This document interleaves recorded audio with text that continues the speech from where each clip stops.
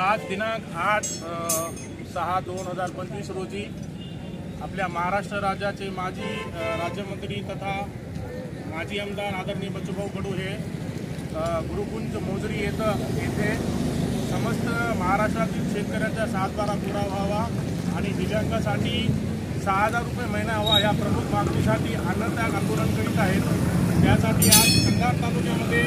शाखा कंधार प्रहार जनशक्ती पक्ष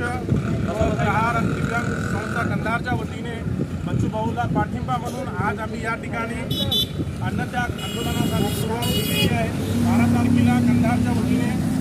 मोजरी येथे मोठ्या प्रमाणामध्ये दिव्यांग बांधव व शेतकरी बांधव जाणार आहेत। त्यासाठी मी कंधार तालुक्यातील सर्व जनता जनार्दन मायबापांना विनंती करतो की आपण या